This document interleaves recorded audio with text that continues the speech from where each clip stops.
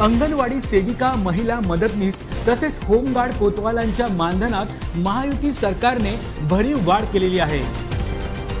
अंगणवाडी सेविकांना 15,000 रुपये तर अंगणवाडी मदतनीसांना 8,000 रुपये मानधन देण्याचा निर्णय सरकारने घेतला आहे। यामध्ये ज्या अंगणवाडी सेविका लाडकी बहीण योजनेचे अर्ज भरतील त्यांना प्रोत्साहन भत्ता देखील दिला जाणार आहे। याकरिता राज्यभर विशेष 4,860 शिक्षकांच्या पदांची निर्मितीही केली जाणार आहे।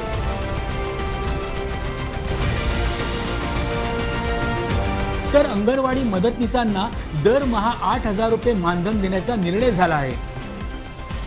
कोतवालांच्या मानधनात वाढ करून त्यांच्याकरिता कल्याणकारी योजना देखील सुरू करण्याचा निर्णय महायुती सरकारने घेतला आहे। त्याशिवाय होमगार्ड आणि कोतवाल यांचा कामावर असताना मृत्यू झाल्यास त्यांच्या वारसांना अनुकंपा तत्वावर नोकरी देखील देण्यात येणार आहे।